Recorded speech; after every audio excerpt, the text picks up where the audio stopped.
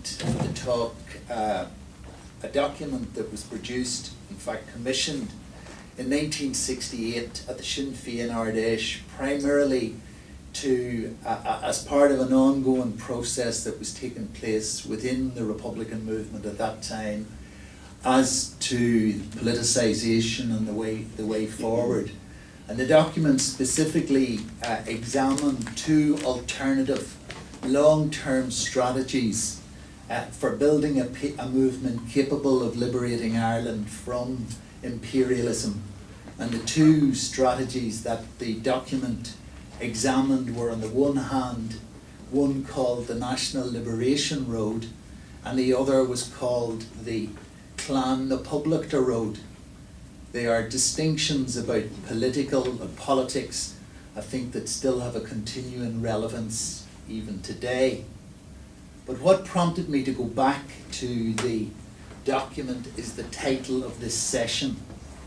It is not, "Is Ireland a democracy?" but rather, "Is Ireland a democratic republic?"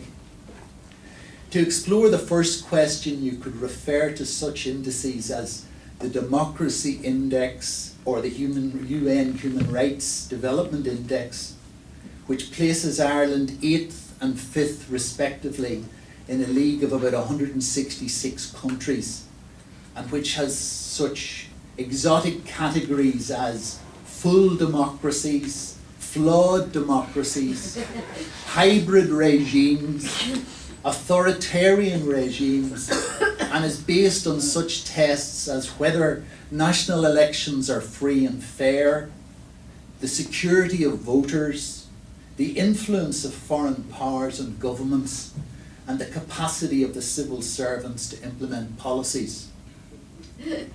The Irish profile in the Democracy Index reads, "Today Ireland is a constitutional republic governed as a parliamentary democracy with an elected president serving as a head of state.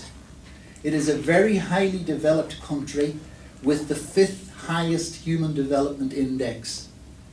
The country is highly ranked for press freedom, economic freedom and democracy and political freedom.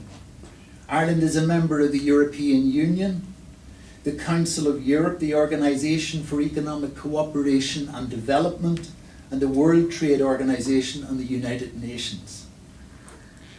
Now, the Democracy Index is compiled by The Economist magazine, and as befits a magazine that so ardently propagates a liberal market, economic and social model, it is here telling us that it likes the political and economic setup in Ireland because it ticks all the classic liberal democratic boxes. But to address the topic for today, you have to go beyond ticking boxes and explore Ireland's position in the real world of democracy, where you have to ask such impertinent questions, perhaps, as a constitutional republic for who? In whose interest? To go back to the document that I said I would use as an entry point into the thing. Part of the process that was going on around the Ireland Today document was an attempt to formulate an alternative to the concept of a large property-dominated republic associated with the thinking of Griffith and De Valera that had emerged in the 1930s, such an alternative to be based on the pointers laid down by Connolly. In a section of the document, Notes for a Draft Constitution of the Republican Movement, the document suggested that the aim of the organisation should be the achievement of a united 32-county democratic republic in accordance with the objectives of the 1916 proclamation, in which the Republican principles of democratic control shall be extended throughout the social and economic structure of society, and in which the principal means of producing society's wealth shall be socially owned and managed in the interests of the Irish people. So that the democracy implicit in the concept of a democratic republic included a constitution, a universal franchise with a fair and proportional voting system, but carried a health warning that the exercising of voting rights periodically by an electorate, subject to the pull of political patronage and to pressure from the media under the control of large property, is not the best recipe for democracy. Also identified as being implicit in the concept was opposition to any form of patronage requiring active popular vigilance and exposure. Interestingly, although recognising the enormity of the issue for any understanding of the structure of power in this country, there was no suggestion in the document that campaigns around anti-patronage issues could form a 26-county equivalent of the civil rights struggle going on at that time in the 6 counties, although the draft constitution included the defending and extension of civil liberties as one of the methods of struggle to be adopted. So what I want to do is critically explore some of the themes of the Ireland Today document and see what insights they might provide for tackling some of today's key issues.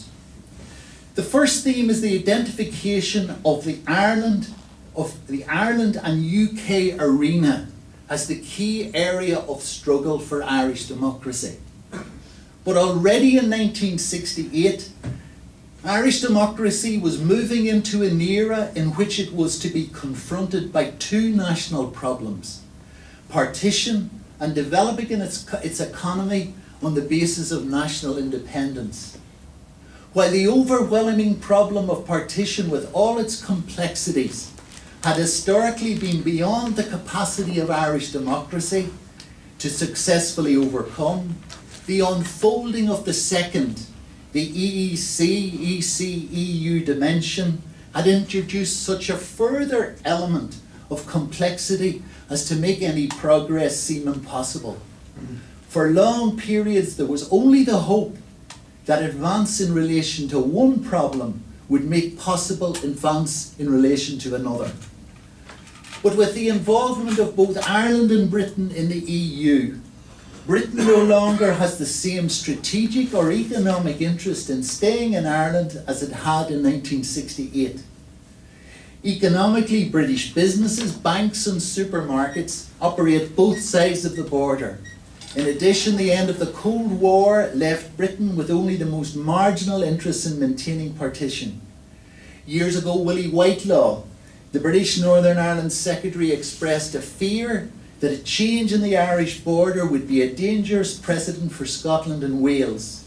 Today, the Conservatives can no longer rely on an Ulster Unionist presence, let alone support at Westminster. The Conservative Party's direct entry into Northern Ireland politics to support the UUP in the last British general election was a complete and absolute disaster. Before that, the last UUP MP, Lady Sylvia Herman, had already transferred her support from the Conservative Party to the Labour Party before she in fact upped and left the UUP itself. The fundamental change is best illustrated by the wording of the relevant sections of the British Acts governing the constitutional status of Northern Ireland in 1968 and today.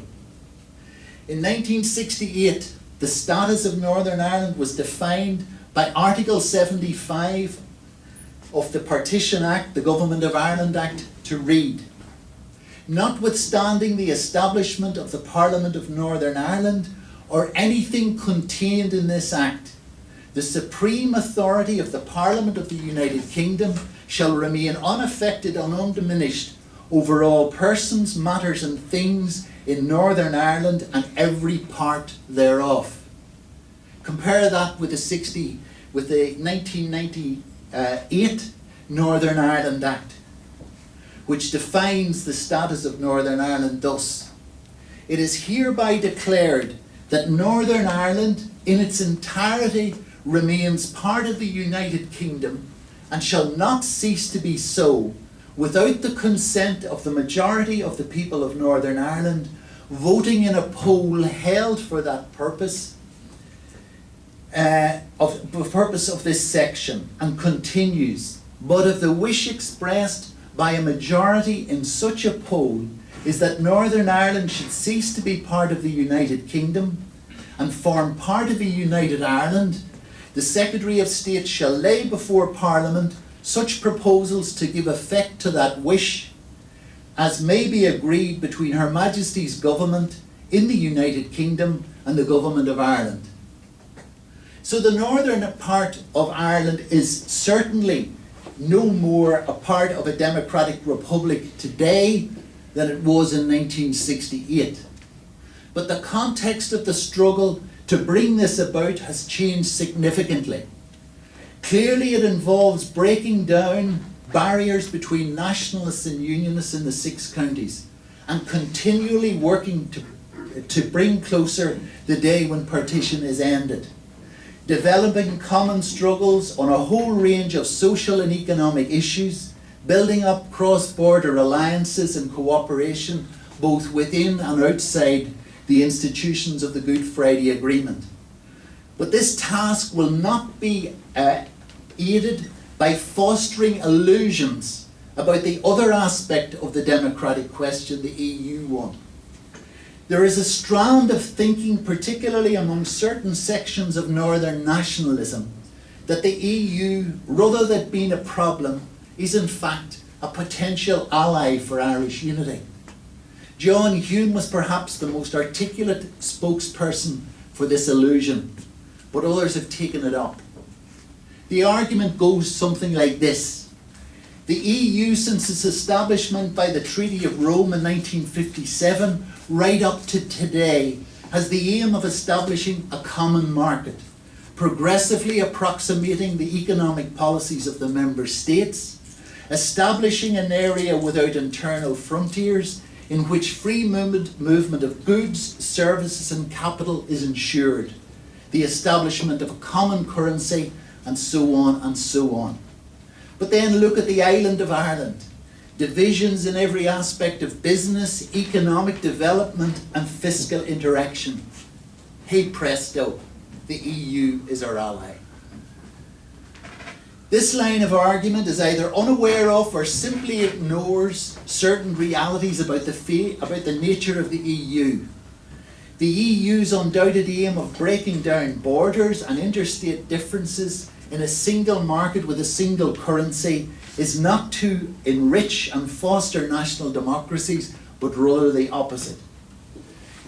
It is to deprive countries like Ireland of their democracy and independence by turning them into regions and provinces of a quasi or full-blown EU state. The EU can encourage Irish reunification, but at the cost of state independence or the potential for independent action by a united Irish state.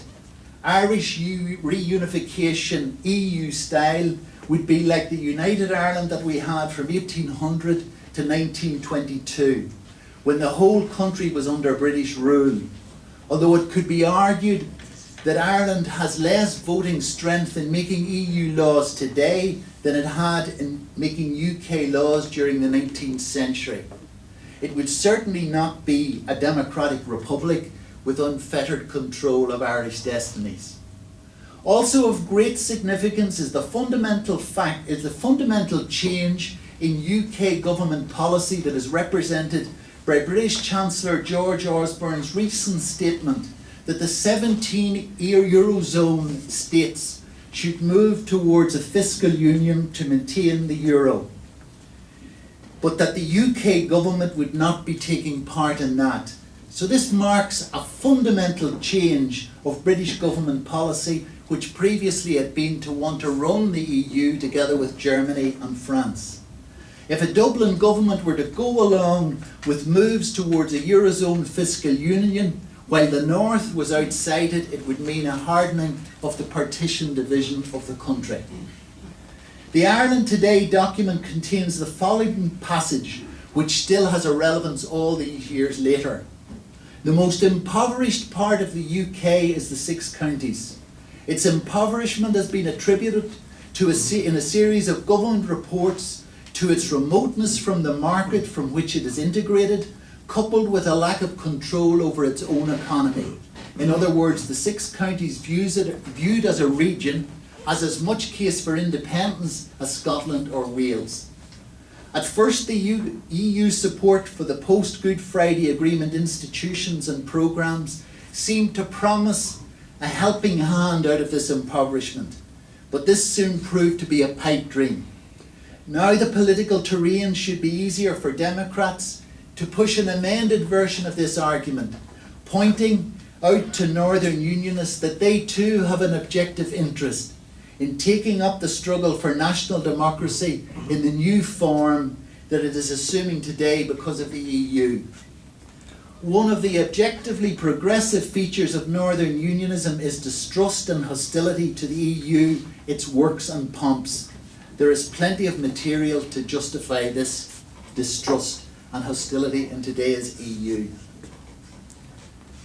Sociologists call the phenomenon of increased commitment to a body theory at the very hour of its destruction by external evidence, cognitive dissonance. The theory was developed by 3 sociologists who infiltrated a group headed by Dorothy Martin of Chicago, who had received messages from the planet Clarion that the world was scheduled for destruction by flood in the pre-dawn hours of December the 21st, 1954. A flying saucer would save the group, whose members had abandoned, often at considerable expense and upheaval, all terrestrial commitments pending transfer to Clarion. The sociologists theorized that neither spaceship nor flood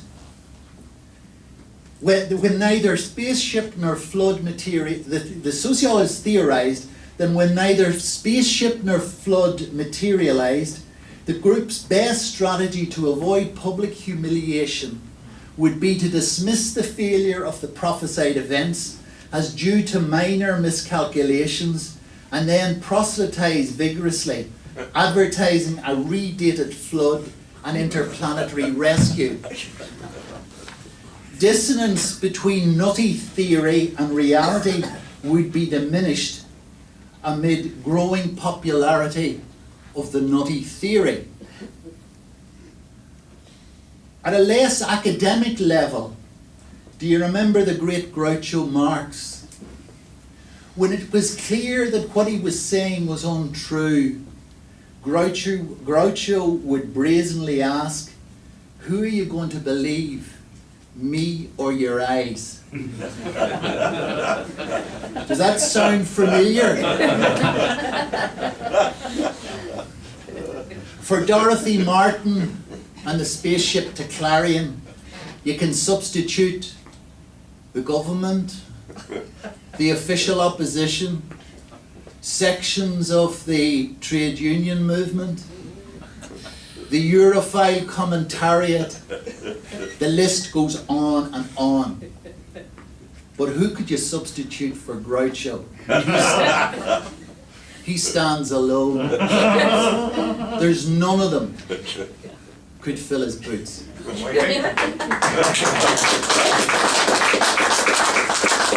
Because a spectre is haunting Europe. It's the spectre of democracy. And all the powers of the European Union have entered into a holy alliance to exorcise that spectre. The European Council, the Commission, the Central Bank, the Court of Justice, German chancellors, French presidents, and national politicians who are prepared to do almost anything to save the euro.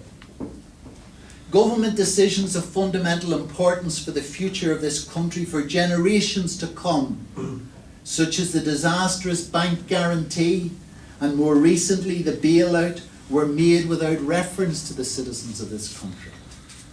A post-political, or perhaps more accurately described, managed version of democracy is materialising before our very eyes in a number of EU states, Ireland included.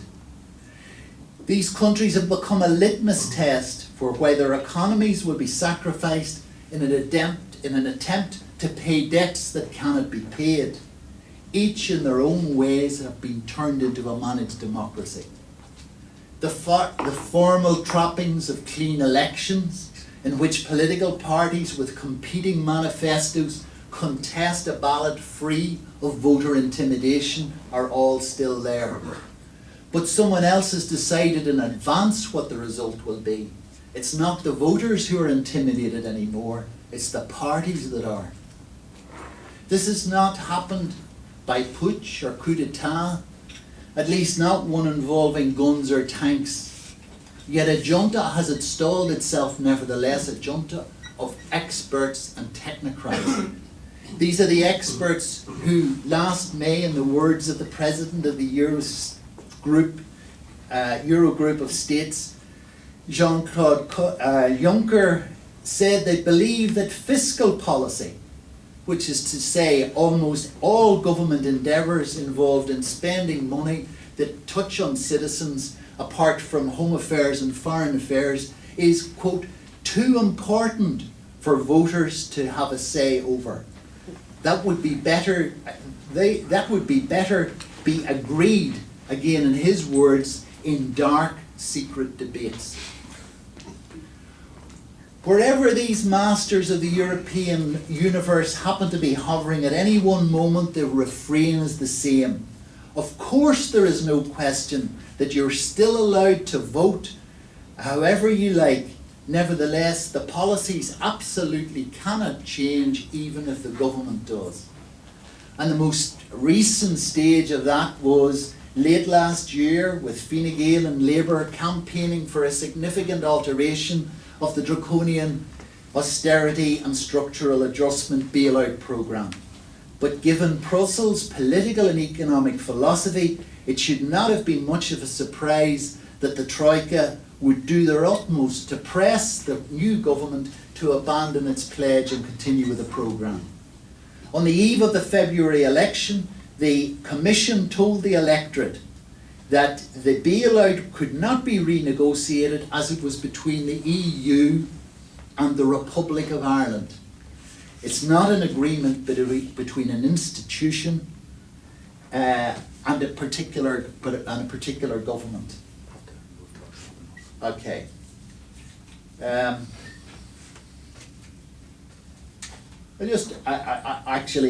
think you probably know where I'm coming from in relation to that. Just by winding up, a lovely quote that I found when I was looking sort of for material for this was the great British historian E.H. Carr, who wrote the monumental study of the Russian Revolution. He wrote a book, and I don't actually know the book, what the book it's out of, except that it's out of print, I'm assured. But anyway, he said, to speak today of democracy as if we were defending something which we knew and had possessed for many decades or many centuries is self-deception and sham. The criterion must be sought not in the survival of traditional institutions, but in the question where power resides and how it is exercised. In this respect, democracy is a matter of decree. Some countries today are more democratic than others, but none is perhaps very democratic. If any high standard of democracy is applied, mass democracy is a difficult and hitherto uncharted territory. And we should be nearer the mark and should have a more convincing slogan if we spoke of the need not to defend democracy, but to create it. We need to do both to defend it and to create it. Thanks.